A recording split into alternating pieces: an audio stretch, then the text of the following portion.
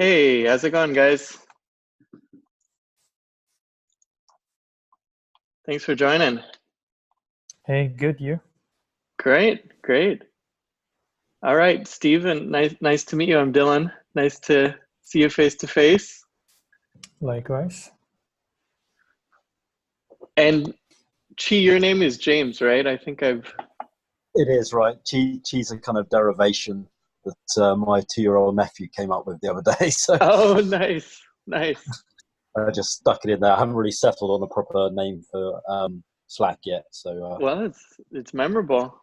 So start. that's it's a good start. Yeah, great. Thank you two for joining. I know we've got at least one more person who's about to join. So okay, so I kind of have like a little bit of a loose structure for the conversation. Um, so let me just go ahead and dive straight into that. Um, so let me share my screen.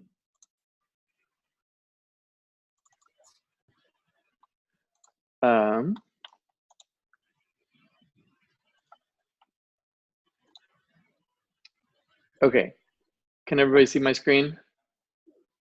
Yeah, that's good for me. Okay, good, good. So Hello.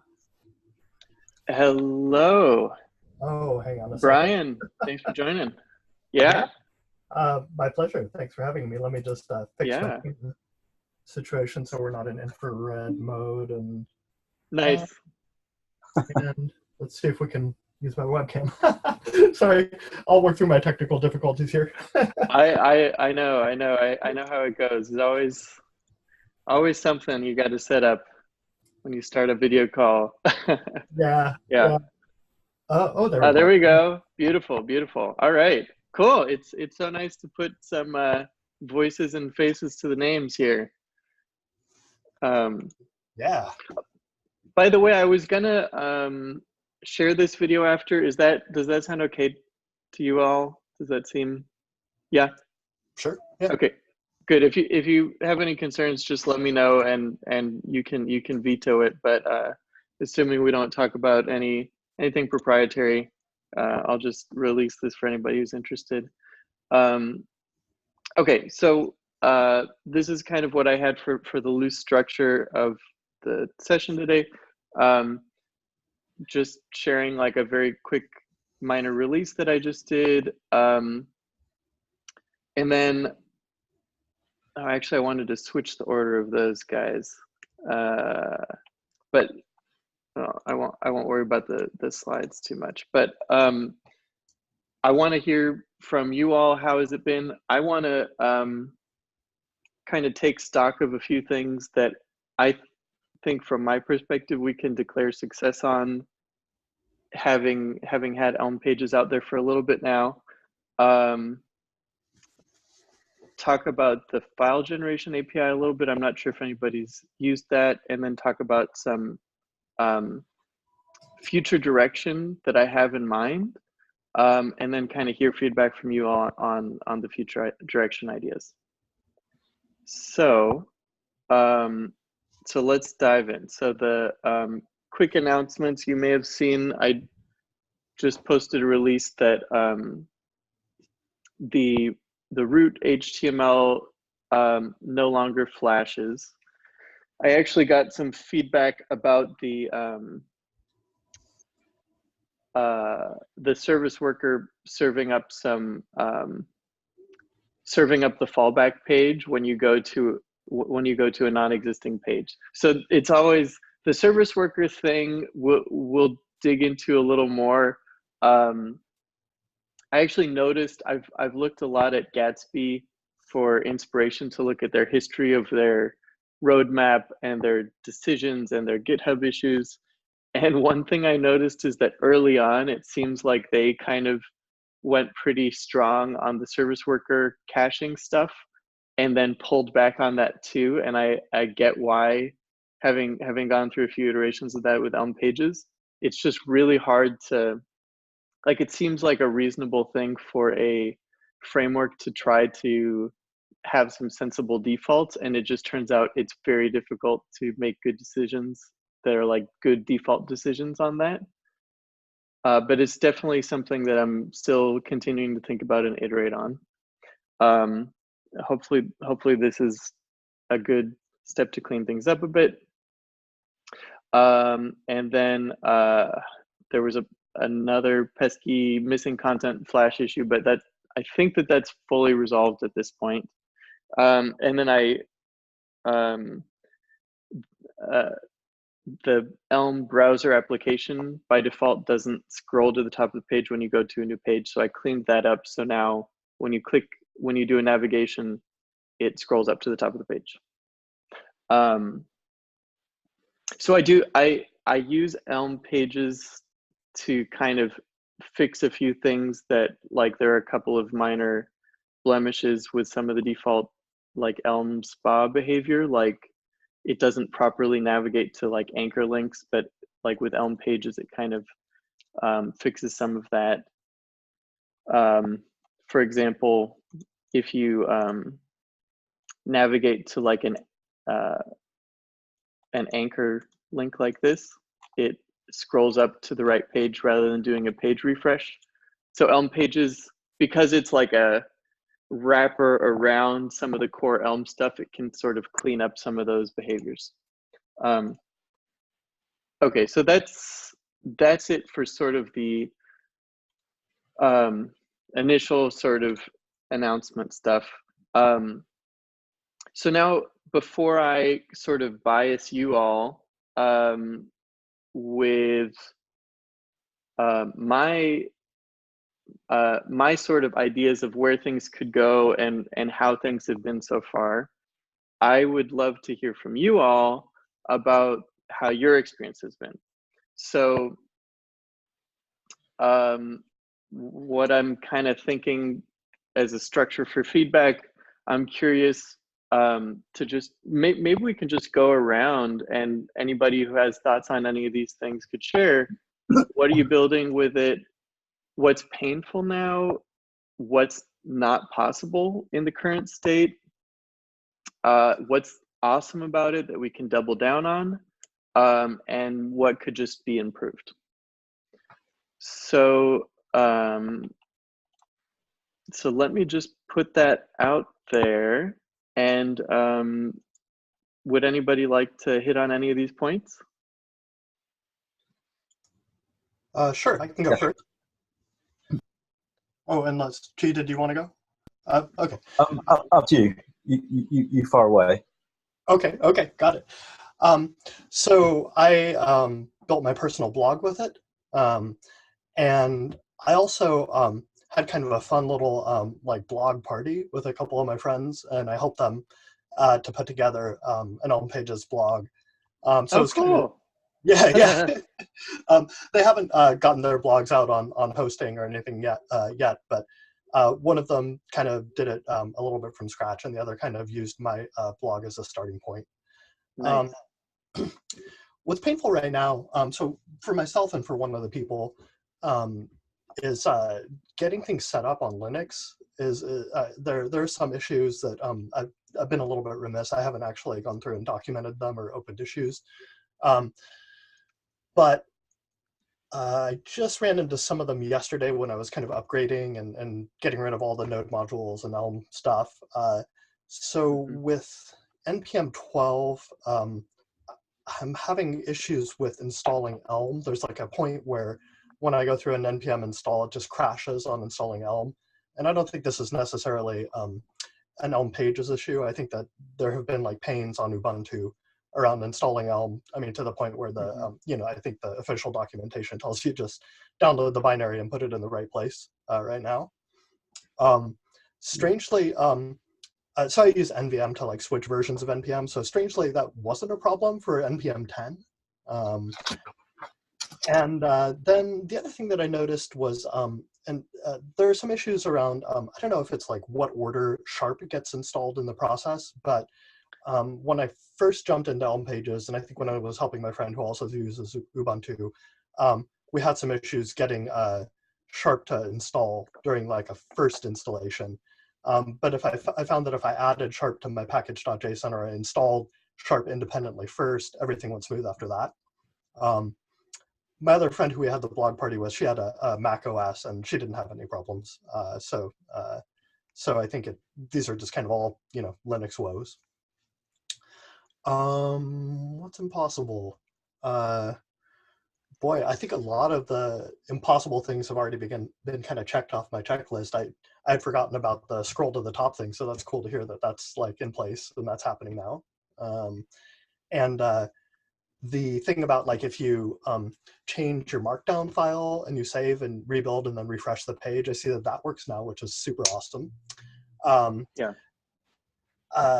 I'm wondering, and we can kind of put this off until everyone's done their round of things, but I'm wondering if it's possible to, within the hot reloading thing, when you save Markdown and it rebuilds, if there's a way to force the browser to refresh. Yeah. So that's something that would be nice, not a huge deal. Definitely. What's awesome, I mean, the SEO stuff is just magical. It's all super fast. I wrote about a couple of the things in my first blog post on it about what I think is just like great about it. What's the other thing? I had something else in mind that I was going to call as being awesome. Oh yeah, so the static file thing. Just last night when I was preparing to do this, I went through and did a bunch of upgrading and got my site so that it's building a sitemap and RSS feed now. Yeah, nice. Super, super cool. Awesome. That's like another like like selling point, like I'm not using this at work, but if I wanted to use this at work, my marketing guy is like dead serious about sitemaps. Got to have the sitemap. So so that's going to be a big help there. Yeah. Nice. And I still have to figure out how to do the last modified date piece of that, but I just didn't get to dig into that. Well, I guess I kind of like seg right into what could improve. I think that those were, oh yeah. So, not that it matters too much to, us all here since we're all, early adopters, but I think like, as far as, like my friends who I was helping, more documentation and examples would help them for, getting oriented. I think at this point, the ecosystem is like learn by example, and I'm sure for all of us here, that's fine. We don't, we're good with that, but that's something that could improve. Yes. And so yeah, that's all I got. Whoever's next, go ahead. Awesome. That's great. Great hearing from you. Yeah. Anybody else want to chime in? Yeah, sure. This is Chi here. What am I building with it? So I'm building a kind of a website to advertise holiday accommodation, and I'm incorporating an elm-based kind of booking system into that. So it's really image heavy, which is sort of interesting to because I hope that'll be a sort of future optimization. But yeah, it's been pretty good so far. In terms of the painful stuff, I'm actually running on Ubuntu, and I guess I've been lucky, but I've had sort of zero issues as far as that's concerned in terms of setup and Elm and so on. But I'm running, I think, 19.4 at the moment. So maybe it's it's because it's slightly older. Maybe it's a bit more stable. I'm not sure what's going on there, but I intend to upgrade soon, so I'll see what happens. The other thing is I've opted to switch from Elm UI to Elm CSS. So in terms of the Elm starter, I sort of just departed from that and kind of done my own thing. So that's not necessarily been painful, but perhaps having a bit of a starter for people going in that direction might be cool in the future. Otherwise, what's impossible? I'm probably doing something just unique to me, but I was trying to find some way to get markup or front matter into the sort of Elm app that's running alongside elm-pages, and just sort of struggling to find the best way to do that. I think markup is in Matt Griffith's Elm markup library. Sorry. I mean the front matter. From the Markdown files. Sorry, markdown rather than markup. So what I'm doing is for each page on my site to represent. I'm using a grid-based layout, so the front matter represents every single. I've got multiple grids, and then it tells me which cards I've got positioned where on those grids and what information are in those sort of layout cards on the CSS grid. So that works great, but there are a couple of maps that I need to have some control over in Elm, so I can let the user pan around and that sort of thing. So I need to get the startup or init data for the map from the front matter. Oh, right. Tells you, which kind of tells you where the center of the map is and so on, over to Elm, so I can manage the maps model and that sort of thing. And it's just got it. Building the map in elm-pages and then transferring that model over to the sort of live Elm that's running. I'm trying to make that all work. In the end, I'm just sort of passing it back from the view the first time the user interacts with it, and then after that, I'm skipping that step because I then have my sort of model in. I think you call it the user model versus the documentation. But I've worked around that, and I think it's okay for now. Okay. And maybe in the future I can find a better workaround. So. Yeah, there's an interesting trade-off between, because with Elm, you have to be very explicit with every point where, like, instead of magic, Elm has explicit wiring. And so, like, if you want to be able to inject some data, you can't just like with JavaScript, like, oh, just add another argument and then name it this, and then it'll magically come in, or just grab this thing and it'll do this thing. With Elm, you have to like make everything the right type, which there's a trade-off, because like if you say, oh, well, you can get static data in your view function, which is very convenient because then it doesn't even have to exist in your model if you get like static HTTP data in your view. But then, oh, maybe I want it in my model, but now I have to wire it in explicitly. So now the init function needs to be wrapped in the static HTTP type.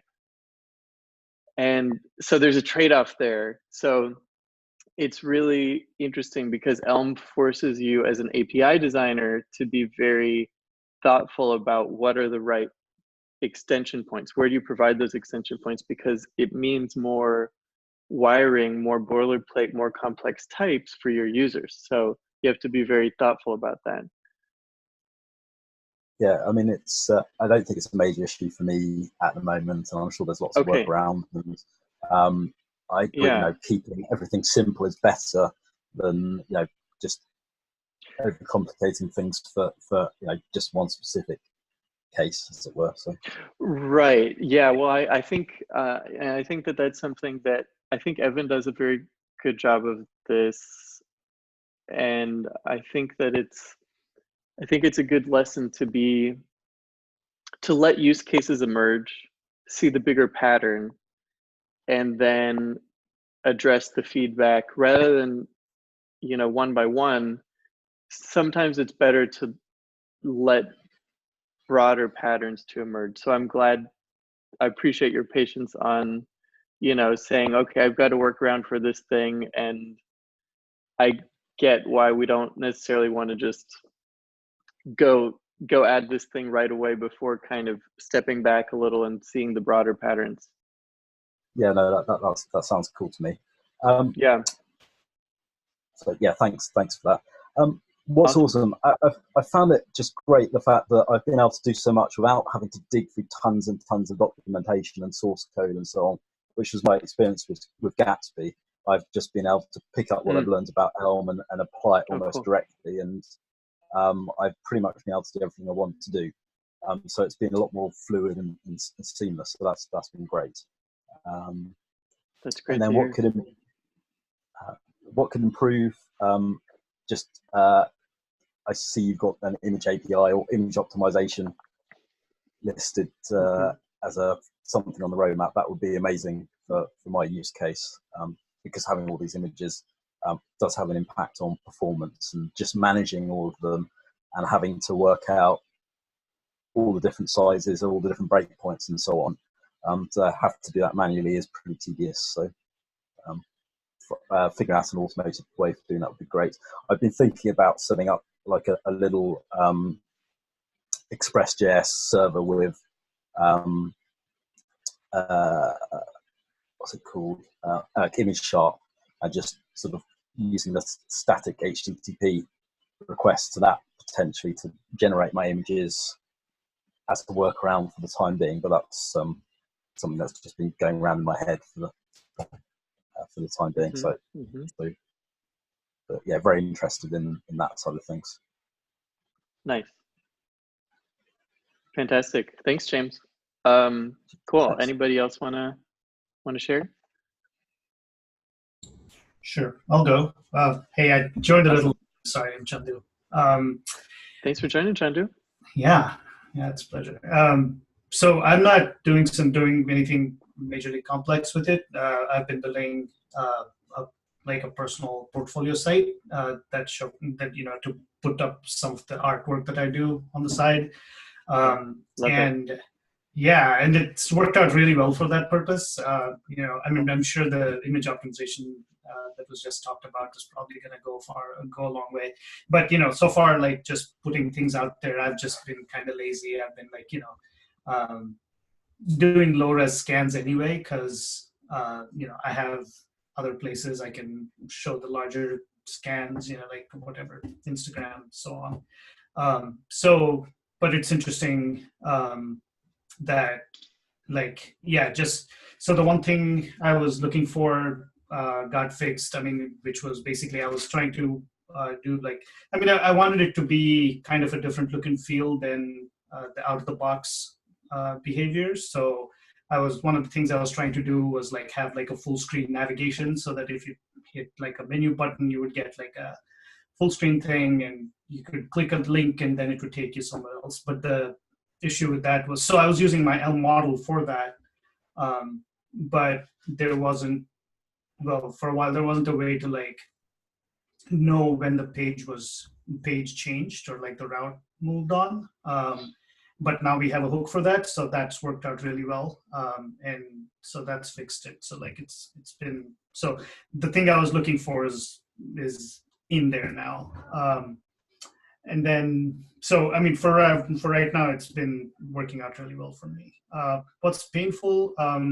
Like I said, I haven't had a lot of pain with it. I think initially, when trying to understand the project and coming from other static site generators, it was a bit of a departure to know that it's a wrapped Elm application, and that what it actually is the platform, or the Elm platform, a node executable. So and I so being used to doing GUI kind of Elm stuff, I was like, hey, I have the latest Elm. Why is this trying to compile a different Elm? And so that was a bit of a jump for me to know that, okay, it's not my locally installed Elm that's getting used, but a node module. So, but getting past that, again, I think I had to use Node 10 to get it to work. And I think at the time I had some problems with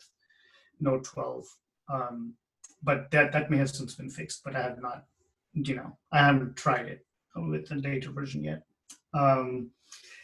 So beyond that, so 0.3, what was impossible is not impossible anymore. So for me, and then what's awesome, I think that the dev flow is just really awesome. The starter project is really helpful. This was my first time, trying anything on Jamstack. I'd heard about Gatsby, but I'm comfortable with React, but I hadn't gone far enough to understand what exactly Gatsby was doing that was different. So this opened up that part of the world for me, and so that was really good. I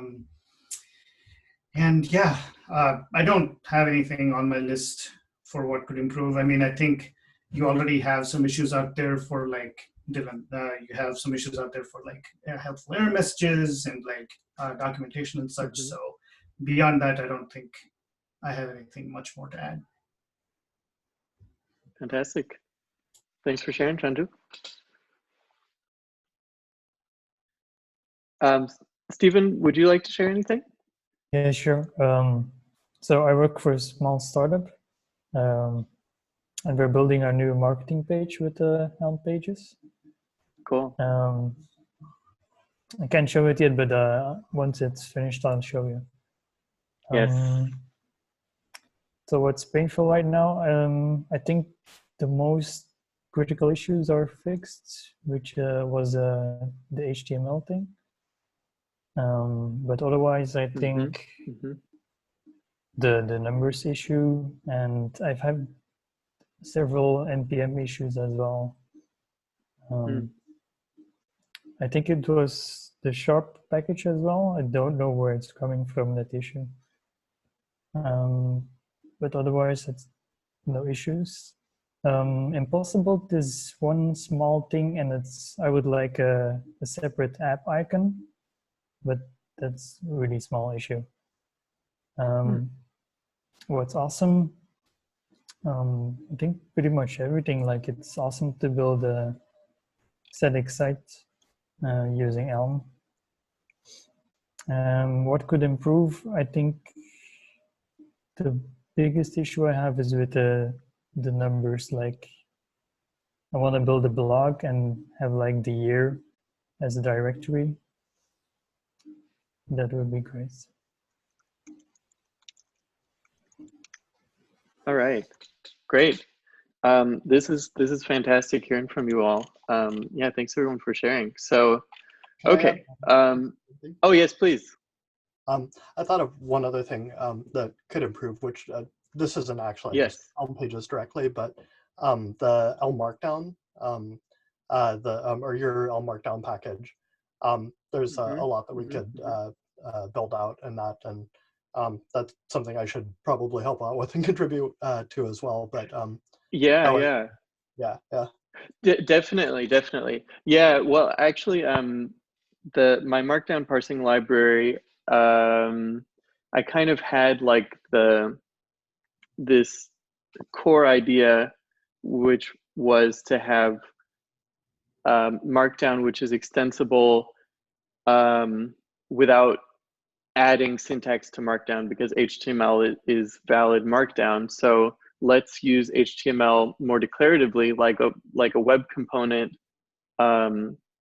conceptually, but in the implementation, let's have some Elm hooks that say, oh, if you see an HTML tag that has this name, that has these attributes, then this is what the view should look like for that.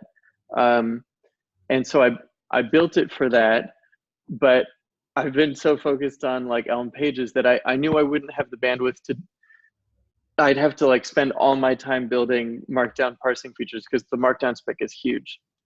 So I focused a lot on like building a really nice test suite, both unit tests and end-to-end tests. So there are end-to-end tests from the marked.js library, which run through, I think there are like 2,000 test cases. It's just all the examples in the Markdown spec. And I don't know if you all have seen it, it actually generates the test results in Markdown, so you can see like all the failing test cases. So you can like see, here's the Markdown from an example, here's what it should output, and here's what it does instead. So I built up a lot of infrastructure for this. And I've been getting a lot of great community contributions, and I'm hoping to get more to build out like some of the basic Markdown parsing features for that. Yeah, I'll probably do. Oh yeah, yeah. The extensible part is awesome. I made good use of that. Oh, cool. Just having like some images that I wrapped in a link. You know, just sort of a small, simple thing, but it's nice to have that power to be able to, you know, just kind of like make whatever thing I want to. Yeah, So that's that's awesome. awesome. Yeah, yeah, it's cool, and it hooks in really nicely with things like Netlify CMS. There's some really cool stuff you can do there. So yeah, cool. Yeah, I'll probably do like a community call for Elm Markdown as well at some point. I've had some really great community contributions there. Okay, so declaring success. So I'm going to say that what I want to declare success on, I'm going to say, for one thing, just like having a pure Elm app, Elm configuration. I'm gonna declare that a success. Just the ability to not have to drop into a config file and modify things, but to have like Elm types that guide you through. Sure, maybe there are ways we can like refine what the configuration is, but when we do, then the Elm types will tell you what's changed, how you need to upgrade it, what's possible now. You can just see what all the config that's possible through the Elm package documentation, through the types in your editor. The fact that it's just an Elm app, and yet it's pre-rendering certain pieces of it, but it hydrates, and you have this. It seems to be working very nicely to kind of pre-render the pages and then have the Elm app take over on the client. That seems to be a pretty clear win, which is great, because that's sort of like that's a big idea. I think another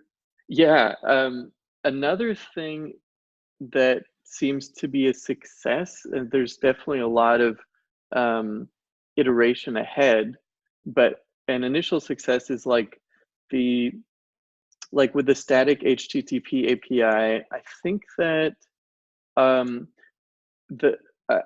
not sure, since you all are kind of on the bleeding edge, early adopters, the kind of people who look in the source code and see what's going on and follow these things. I imagine you've probably kind of looked at the internals and seen this a bit, but in case you haven't, I think it's pretty darn cool to have this this JSON. Like if you look at the content JSON that's loading for a given page. Come on, Chrome.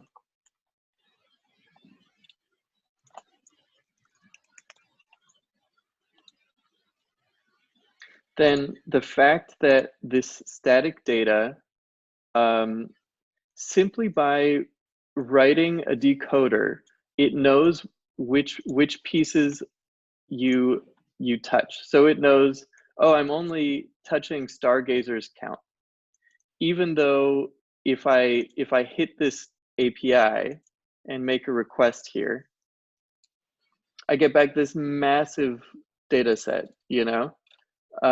which of course with REST APIs can be even bigger. And yet simply by writing a decoder, and because of Elm's purity, so this is another thing I'm going to declare success on, is using using the strengths of Elm and the guarantees. The fact that we know that our Elm functions are deterministic, and so we know it depends on exactly what you pass it and nothing else, and it's going to run the exact same way given the exact same arguments. And so if our decoder only touches Stargazer count, it's not going to change its mind and try to fetch something else tomorrow. And so because of that, we can make some unique guarantees where you simply, we don't have to have like a GraphQL layer in between or anything fancy like that. You just write a decoder, it only touches Stargazer's count, and then we strip everything else off of the bundle. So I think that general technique of playing to Elm's strengths, using its purity to kind of do the right thing for you is a success that we should double down on too. It's also and I cool think, because if the API changes, you have almost like a fuzz test. You have the minimal thing that you know went wrong or like changed, right? The key. Right. Yes. Yeah, exactly. And you know, another kind of cool thing is that for security reasons, you could imagine like some API responses that have sensitive data, but the only data that shows up in the production bundle is the data that you explicitly decode. So if you don't explicitly decode something, there might be some sensitive data. It's not going to show up in the production payload, which is kind of neat. So I think that's been working really nicely. It's been a bit there've been some challenges around this area, but I think overall I'm pretty happy with it. The fact that that it can do the right thing for you by, you know, you hover over some content and it prefetches that content. And as a user, you don't have to do anything to get that. It comes along for free. You know, I've had to clean up a few cases where it's prefetching something that's actually like a file to download, which it shouldn't prefetch, which I think I've now cleaned up. But I think that that's been pretty successful overall too, to just, as much as possible, just do the right thing without the user having to care about the low level details. Like, that's why you use a framework. So I think those are sort of the things I want to declare success on. So with those things in mind, let me kind of share a few things that I'm thinking about for the future of elm-pages. So, okay, one thing on my mind. Let me just kind of run through these things quickly, and then I'll open up the discussion, because there's a lot to dig into here for sure. So, in no particular order. One thing I'm thinking about is, so there's an open discussion about adding the ability to have data from flags in your elm-pages application. The flags are, so it seems very reasonable on the one hand. On the other hand, I'm wary of the cost in terms of the intuitiveness, because if we allow users to pass in flags, if you think about these two different stages, there's the pre-rendering phase and the live Elm app phase. The pre-rendered phase, the flag values can be different, and often they would be. Like, what are the starting dimensions of the app?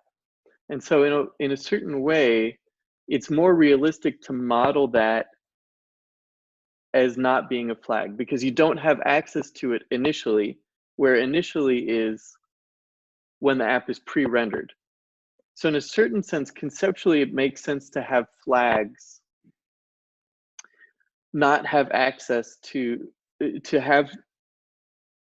not have access to flags, but instead do them as ports, because ports more accurately model the fact that you don't have it the very first time it's rendered, which is the pre-render.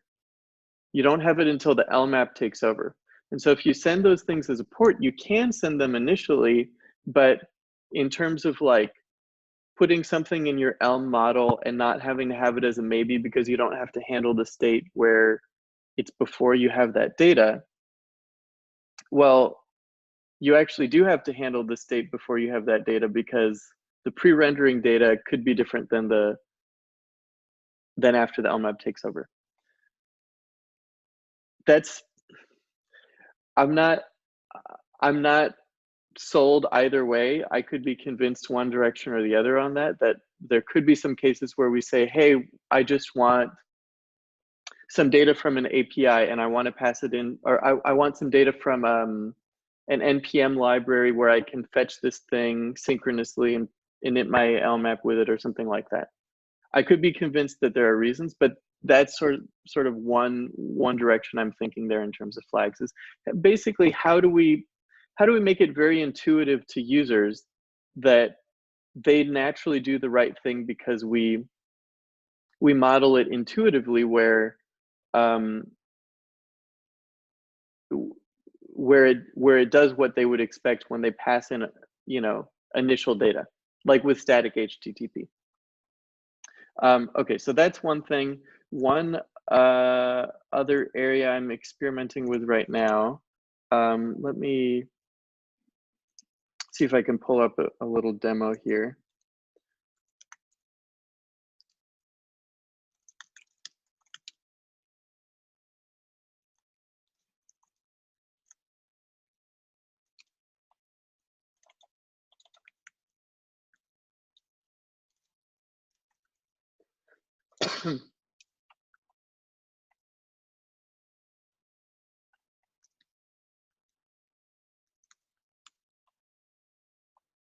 Okay. So here's another thing I'm working on. I think, is everybody here, have you all seen Netlify CMS? If you haven't, it's quite cool. Okay, so it's a Git-based CMS, which means that instead of a CMS that gives you like a web service where you enter in some structured data, you tell it the structure of your data, and then you use an API to fetch the data and then feed it into your static site builder. There are a lot of tools out there like that, like Contentful. You know, we're using Airtable for that on the elm-pages site, for example, on the showcase.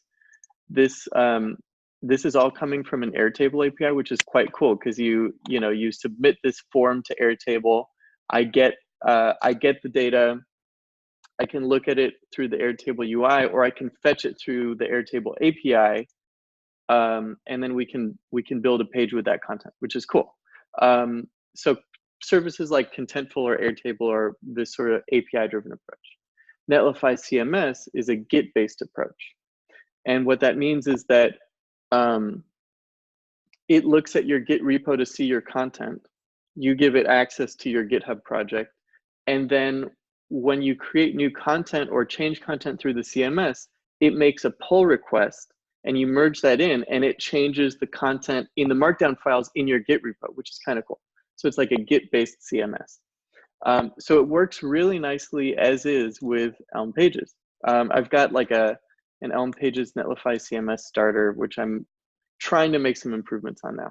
So one thing that's really cool is because we're dealing with you know, a front-end framework here, we can do really cool live previews where we actually render the app. And so I'm working on something where you can actually render your elm-pages app into this preview. So this is what I'm doing now. So notice how it's got my actual you know, my actual syntax highlighting and stuff. Like if I were to go in, if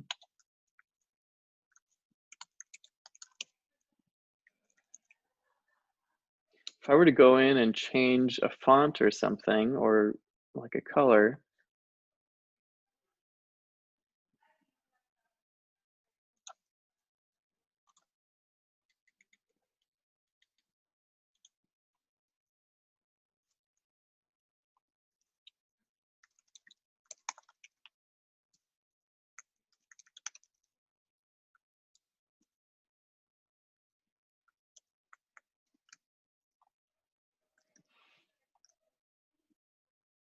then if I refresh this, it's actually showing up in red now. So this is like a live preview of what the actual app looks like. This is not just rendering whatever markdown, you know. So I can get a live preview. So see how it's actually updating the actual view? It's pretty cool what you could do with it. So this is one thing that I'm working on as well. As you can see, it's actually working. It's actually rendering the live preview with all of the custom web components that I'm doing through my markdown parser and all this cool stuff. And it's rendering the header and everything. There are a few refinements I'm working on there. There's one tricky issue, which is with the static HTTP API and all of that. It gets to be this sort of interesting thing where it's like, when I'm in this preview mode, do I need to instead of making static HTTP requests and fetching it at the build step, if I'm creating a brand new page, that page might depend on some static HTTP data which has never been fetched before. So does it need to fetch it in real time? It creates all these new complexities. So so right now this isn't quite working. If I like create a brand new post, it doesn't display correctly. So that's one thing on my radar that I'm working on. That's sort of a future direction of elm-pages. But I think that this would be a really cool thing to have a good Netlify CMS story. Also, one more thing on this topic. The way that this works is with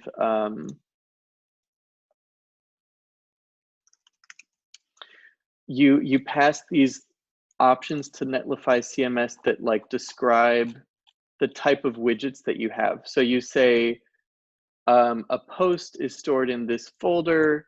It has these fields of these types. This is a date field. This is an image. And that's what allows you to like have like a Boolean field here and have the data fit into the right structure. So one other thing that I'm working on is leveraging the generate files hook in elm-pages, which some of you I know have played around with. Some of you probably haven't seen it yet.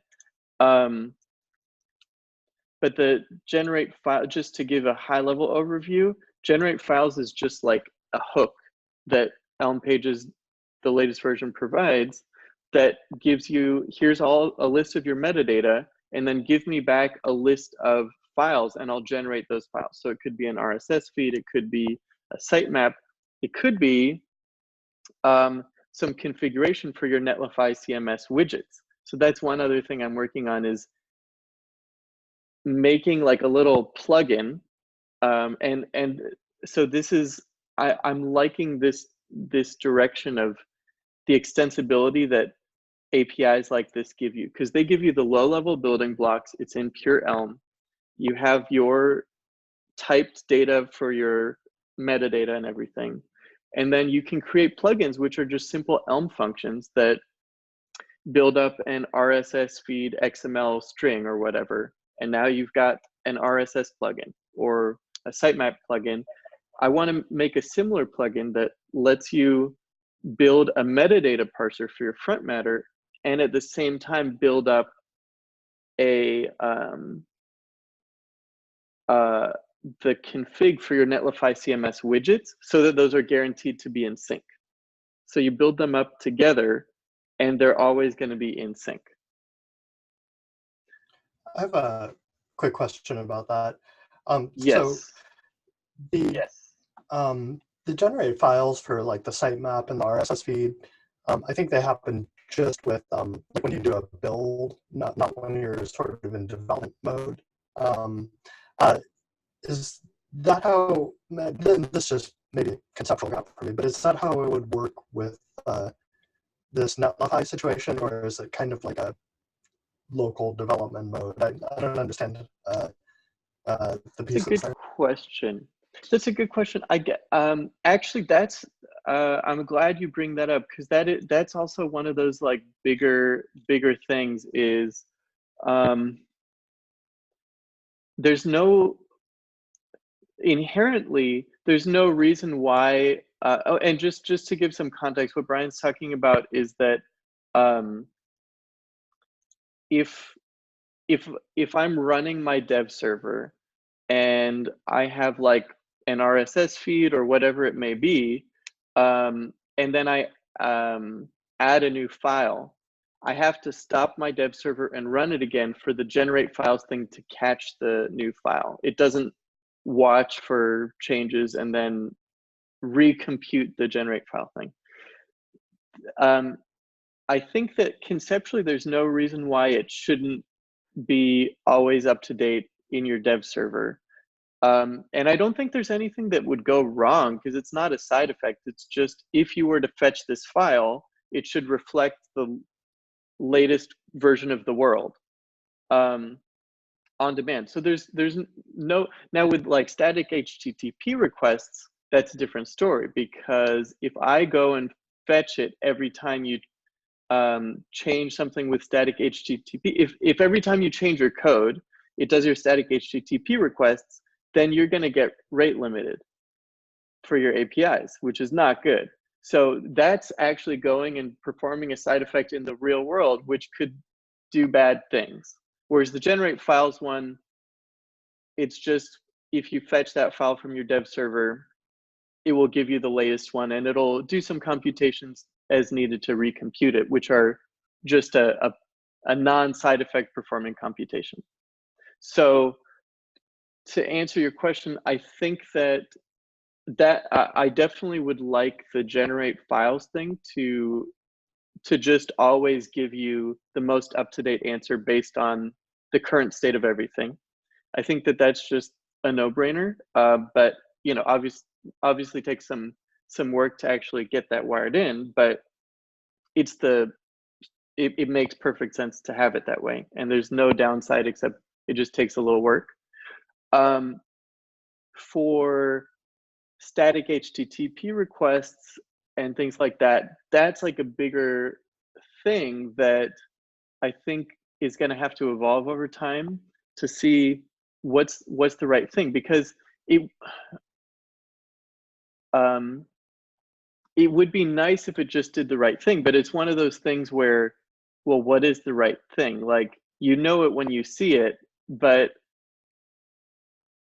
if it just changes every time you change your code and re-executes the static HTTP requests, bad things will happen. That won't be the right thing. So, but that overall sort of quality of life stuff is definitely something that's very much on my mind. There's some subtle things there that are definitely things that I'm trying to find the right answers to. You know, another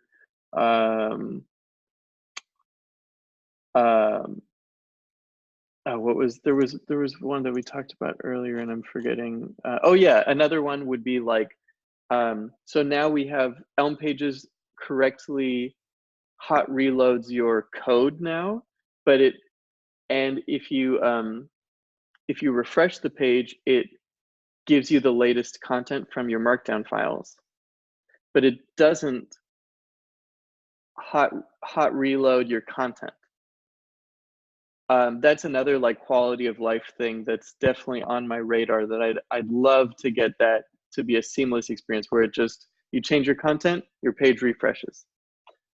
And I think it makes sense. It's just going to take some work to get that right. So cool. Okay, so yeah, lots of good stuff to think about for the quality of life stuff there. A good question there, Dylan, before we move on. Yes.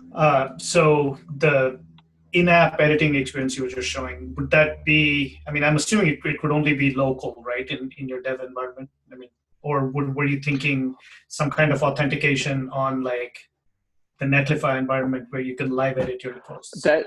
That's actually already part of the Netlify CMS experience, which is very cool.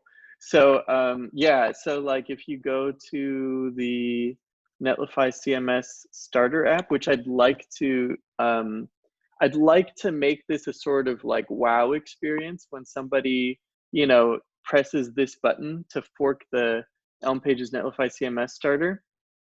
So if you go to the admin console, which I linked to here, you can log in with Netlify identity, which it just did for me automatically because I've logged in here before. But I think you can sign up. So like I think if any of you just hop on here, you can even continue with GitHub, log in with your credentials there. It's pretty cool. And then you can see the content. So like if somebody wanted to make a new post, they could do it there. I haven't wired up the live previews for this repo yet because I'm gonna have to publish some stuff for that, but that's already part of Netlify CMS. It's quite That's cool. amazing. So yeah, it's pretty great. Yeah, so I definitely want to make that like beyond just like usable with elm-pages. I want it to be like a best-in-class experience with elm-pages. Okay, so now for the really big ones, I'll try to keep it short as I can here. But so right now, elm-pages is kind of coupled to markdown files for routes. So the only way to create a new route besides adding content to the static folder is by adding markdown or whatever type of files to your content directory. So there's a one-to-one mapping, which has some benefits and more traditional, I would say, static site generators like Jekyll or like 11D is more in the vein of Jekyll, where it tries to be like opinionated and pretty simple. Actually, 11D gives you a lot of flexibility, so you can break out of that mold, but its path of least resistance is to have that one-to-one mapping where it just gets all these files and then creates routes for each of those files. Now that's very convenient when that's what you want it to do. But let's say, for example, let's say you wanted to create a slide deck with elm-pages, which I think would be a cool use case. And you want to take a single markdown file and then break out based on some like delimiter in that file, or like a section, like markdown has like a triple dash thing, I think, that breaks a section. Maybe you want to split on that. Maybe you want to split on level 1 headings in the file. And you want to generate a file for, one markdown file, and you want to generate multiple markdown pages. Or maybe you want to generate pages based on an API call to Contentful or Airtable. Maybe for the elm-pages showcase, I want to be able to click to each of these and then have a URL on this website, showcase / whatever. Well, right now, because elm-pages is coupled to that structure of the content folder, I would need to look through this data and generate files based on that. I don't have a way to take that data and say, okay, there should be a route for this. This should generate a page. And so the direction I'm kind of thinking for that is to do something similar to the static HTTP API, where essentially you specify, given so you can like iterate over files. You can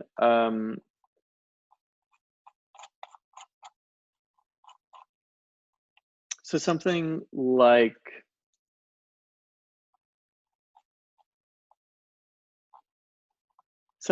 this. So you could have like a create page type alias.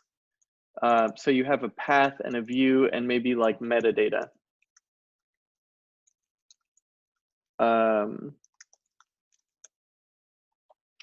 And you have like a create pages hook.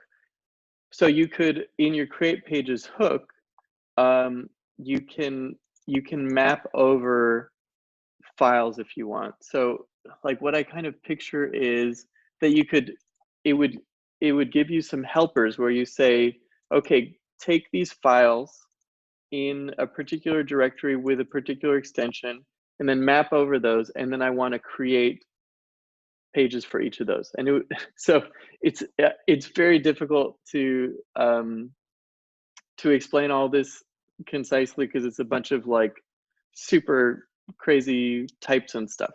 But the basic idea is that it would decouple these markdown files from the routes. So if you wanted to, you could take something like an API, like a contentful API request, and you could create multiple routes from that. Or maybe it's just like a single markdown file, and that markdown file is causing multiple pages to be created. So you kind of have this extra layer of indirection where you define, or if you wanted, maybe you just have like some Elm code, and I mean, this happens sometimes, like with elm-pages, where, okay, I want to have like an index page for my blog. Well, what's the content of the file? Nothing. It's just listing out these pages. And yet you have to create a markdown file that is a placeholder that says there's a route for this. That's all it's saying. And then it has to parse into this particular metadata. It would be nice if you could just directly have this like create pages hook in your elm-pages config, and then it would create pages for you. And you could programmatically create routes, basically. So that's kind of the direction I'm going on that. There are definitely some tricky things to consider there.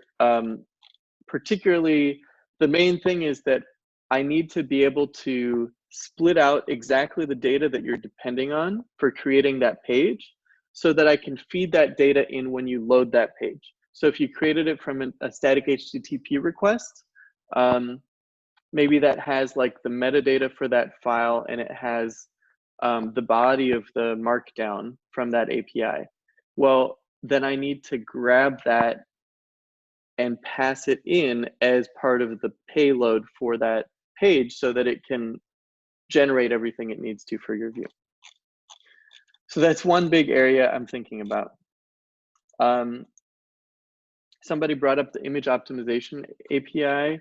One thing that what I kind of have in mind, again, for the image optimization API is similar to the static HTTP API. So with static HTTP, at the top level, so the view function returns these static HTTP request types. And so that allows you could make an arbitrary static HTTP request based on the page, based on the page's front matter. You can even use data from that to make the static HTTP request. Anything that you have available there. You don't have the model available, but you know what page you're on, and then based on that page, you can perform a static HTTP request. Similarly, the idea for the image optimization API would be that you, so like with static HTTP, you can do static HTTP.map to say, I need this data from the GitHub API, I need this data for the from the Airtable API, and then it mashes that data together. Well, you could say, you could throw in another thing there and say, I need this optimized image. And then what it would do is, so you would say like,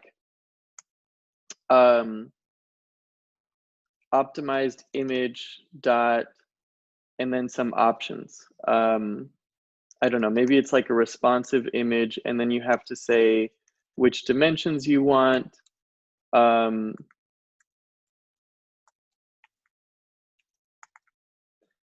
then you have to give it some other options. And you would basically, instead of static HTTP, it would be static data. And you would map in this static data. And then what it would give you back is, so you would have as input, it would be like images dot Elm logo or whatever image you have in your static images folder, right? This is like the raw image asset. And then it would give you back something, so you could say optimized image, and you could get like a responsive picture tag or whatever the best practices are for showing responsive images. So I think that now if I'm just trying to say for this page I need the Elm logo, but I need it in, or whatever image, but I need it responsive to these dimensions. Or maybe, for example, if it's an article and then I have an author for an article and an author has a headshot, then I can grab that author's image and then I can get a responsive version of that image. That works quite nicely because it's just at the top level. I have access to the page's front matter data here, and so I can just pass it in at the top level. Where it gets a little interesting is, let's say I wanted to get responsive images from the body of my markdown. So, you know,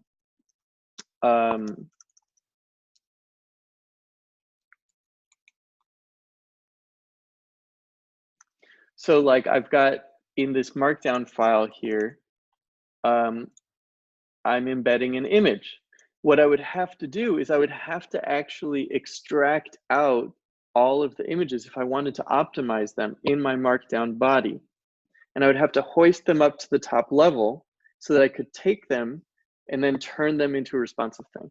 Now, it so happens that my markdown parser library gives you the ability to take the blocks, the markdown blocks, and you can traverse them, you can arbitrarily transform them. So that means that that library does give you the ability to do that, but you have to explicitly do it. But so that would mean most likely, I think that it works. I think that it's solid. If you look at Gatsby, what Gatsby does is Gatsby magically looks in your in your like GraphQL queries, your static GraphQL queries for each page. It looks for anything that you fetch in there that looks like a an image path. And if it looks like an image, then it transforms it magically, which is kind of magical. And obviously we're not going to just do any magic here. So I think this design works pretty well. I think that you can pretty well imagine a plugin, so to speak, a little Elm package that takes an Elm Markdown AST and finds all the images in them, turns them into a static HTTP request. So I think all the pieces work there. That's kind of the direction that that's going. Okay, so I know that's a lot to take in. So I think I've got like a few other things on my mind. I'll just mention like one last thing because I've said a lot and they're big ideas to process.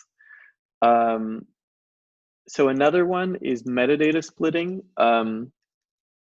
So right now, the metadata for all of your pages just gets bundled all into part of the Elm pages bundle, which is, you know, if you have 50 pages, probably not a big deal. But if you can have, so like one of the goals in Elm pages is to make things like performance optimizations happen naturally just by writing code in a way that is a nice way to write code. That should just naturally make these optimizations happen. So what I'm kind of working on is an API that lets you take metadata and map that metadata. So similar to the static HTTP API, you would have something in your static HTTP response that's like, static data dot with metadata. And then you would give it a function that says, given this metadata, and then you would either say include that metadata. So you could say like case metadata of, and then if it's like, if it's an article, then I could just say include the article. Otherwise, exclude. Something like that. Now, notice that I'm just passing, I'm not passing the actual metadata type, I'm passing the subtype that, that the article variant contains. So what that means is that I'm able to map it down into precisely the data I want. So I refine it so that my API is more narrowed down. So I have, you know, I filter out all the other data and I know that I'm only going to have article data associated here. So anyway, that's the direction that I'm going with that. I think it works nicely because, again, it kills two birds with one stone. You both get these nice optimizations, and at the same time, you get you're writing code the way you would naturally want to, and the optimizations just come as a bonus without you even having to notice, because it's actually a pretty nice way to just write your code. So I think I'll leave it at that for the big ideas that I'll lay out on the table. My battery is actually starting to get unhappy here, but I want to give everybody the opportunity to give any kind of closing remarks. So with all that out on the table, are there any closing ideas that anybody wants to share? Any observations or concerns or ideas or things you're excited about? I might just chip in. Image optimization. Have you thought about art direction to having different views of the same image depending on the media query currently running? So. That's exactly the type of thing I'm thinking about, and I think there's like the so like these picture tags, these like responsive image tags, that's kind of the direction I'm going, is that you would give it like a you know, it would be like a nice high level API. I mean, very similar to like Gatsby's set of options that say what are the different like breakpoints for the dimensions, for the width, what percentage level of compression do you want, and then it would give you a set of images, and then basically you'd have this opaque type that you get in your little static HTTP mapping, and you can use that opaque type to get HTML that's like this, and that's all you can do with it. So it just gives you this optimized HTML that you don't have to think about the best practices or anything because it's built into it. It just gives you the responsive tag for the image. That sounds good. That sounds like it's going to make life really easy. So I'm all for that. Yeah, that's the goal. Just the SEO keep talking, and I'm gonna open it up, and I'll turn my video off for a second because I'm gonna sneak away and grab my power source. But keep talking. I'm listening. Okay, great. Yeah. So the SEO stuff. Just a quick question. I might be out of date on this, but can web crawlers that don't support JavaScript crawl the entire site structure, or is that a limitation currently? I don't think that's going to affect Google, but I think as I understand, search engines like Bing don't necessarily fully handle progressive web apps at the moment.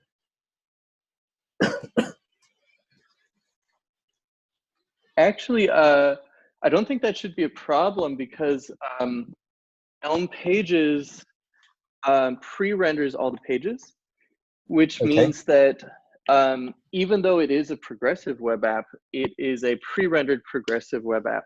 And so if you were to crawl an elm-pages site, or like if you curl an elm-pages app, then Yeah.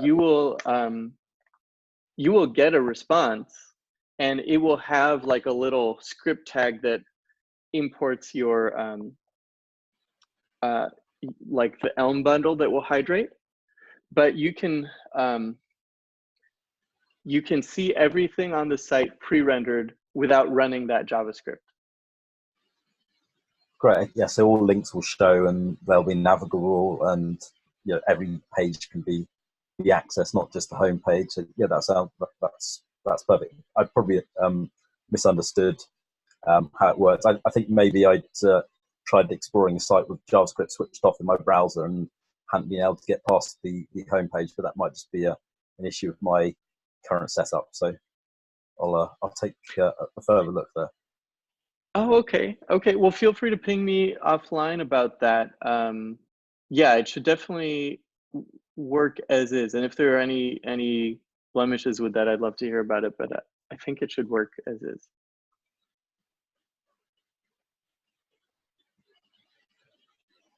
Cool. Cool. Any other thoughts?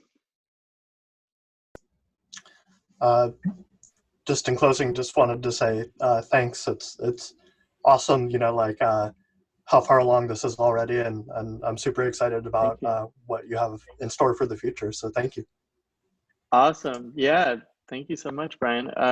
Yeah, this has been a super rewarding project to work on because like there are just so many possibilities. So it's just like wide open. And so it's really fun seeing how it shapes up and seeing how far we can push the boundaries on it. You see elm-pages filling a particular niche, or just being a very general solution for static sites? That's a good question. I think I think in a way what I talked about philosophically in terms of decoupling the routes that are created from the from how from any particular file structure or anything like that is a step in that direction of being more of a general tool that allows you to build something for your specific needs rather than trying to make assumptions about the use case. So like tools like Jekyll, if you're trying to build a blog, that's great. Jekyll is a really great tool to use. If you want it to hydrate into a front end app, and if you want to whatever like use Elm UI or whatever sort of front endy framework for your views, it's not going to help you there. If you want to bundle your code and optimize your images, it's not going to help you there. And if you want to do like highly customized things that aren't just generating routes based on your static files, then it's not really going to support that use case. So by decoupling from those things, that's kind of the goal, is to be a general tool that like basically here's how I'm thinking about elm-pages is it gives you a set of it's a new set of primitives for Elm. So it's a new set of primitives that give you the tools to be able to build static sites. And so there's this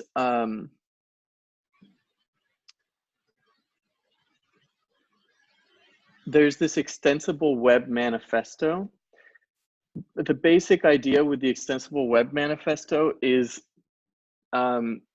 sort of the web specifications panels were kind of creating these things like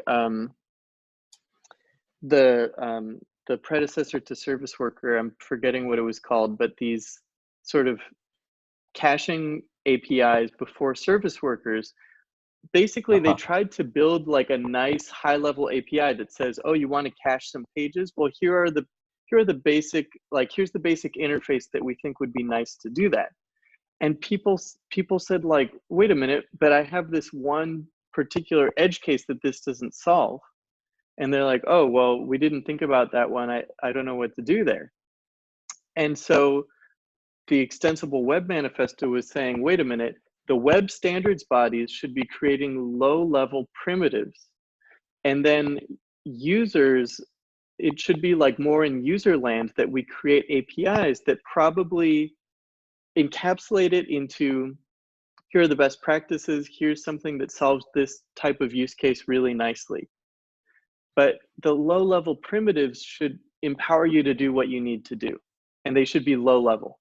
And so in a way, that's my vision for elm-pages, is that it's a low-level platform.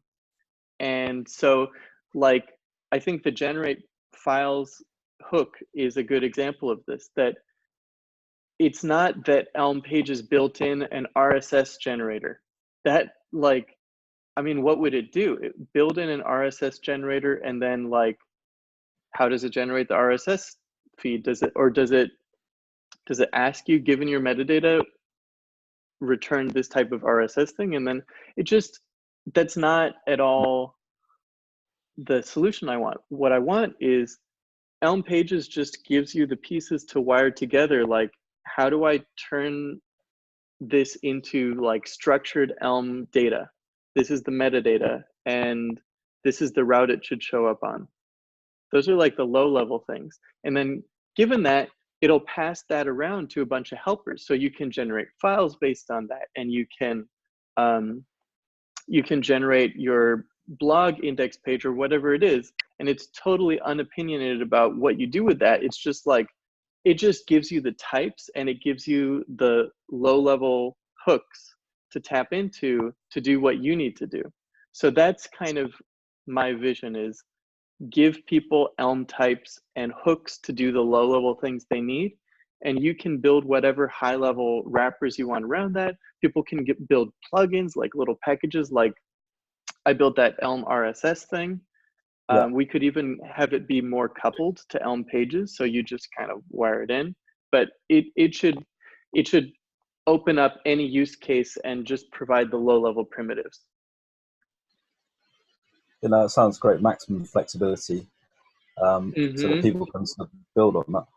I don't know whether this kind of rings true, but I kind of see maybe an ecosystem of starters for different platforms. So you might have a starter for WordPress or Drupal to get people running, so that they can work with the platform they're familiar with, but get all the benefits of the static site that they you don't necessarily get with these other systems, which can really struggle with performance and caching and so on. So right, yeah, that's definitely what I envision as well. And I think it would be really cool to like well, so one of the things I want to do is, as much as possible, use the elm-pages website to, I mean, for one thing, for me, just try the elm-pages features to make sure that I'm, you know, doing interesting things with it, to you have real feedback to see the direction things will go. But also, I think I want it to be a great resource where I want people to be able to submit starters, you know, like like if you go to the Gatsby site, they have like somewhere in there they have like a bunch of starters. It's actually kind of hard to find. Gatsby starters. So yeah, I would love to have like a part of the documentation that's just here are a bunch of starters for different Elm-pages apps. Here's one for Elm CSS. Here's one that hooks into this backend. Here's like a blog post about it. Here's a live demo of a page hosted like that. That's definitely I think that for frameworks like this, seeing real world code examples and having nice starter templates is a key part of the success of the framework. Yeah. Cool. Cool. All right. Any other big thoughts that you guys want to share before we call it a day? I just want to second what Brian said. This looks awesome. I just wanted to thank you for the fast feedback and making elm-pages awesome. Thank you. Awesome. Thank you so much, Stephen. And yeah, thank you all for taking the time to hop on this call. This is great. I I very much see, I mean, you early adopters and, people, I mean, I really appreciate you all not only being on this call, but being in the chats, opening GitHub issues, opening pull requests, all the, any and all contributions, just getting feedback, seeing what you guys are building with elm-pages really helps. And I just enjoy it too, but it's, I really strongly believe in it being a core part of what makes a project successful is just tapping into the community, getting feedback from the people using it, because I firmly believe that you can't build a strong project in a vacuum. You need to have real people giving you real feedback and doing real things with it. So so I really appreciate you all taking the time to have this conversation with me and just continuing the conversation. It's I really appreciate it a lot. Well, cool. So I'll leave it at that, and I will keep you all posted on these big ideas as I continue to grapple with them. And yeah, maybe we'll do another call like this once we make a few more steps in that direction. Awesome. Cool. Thank you. Great. Cheers. Thank you. All right. Thanks for Thanks. all the work. Thanks everybody. Take care. Have a Cheers. great day.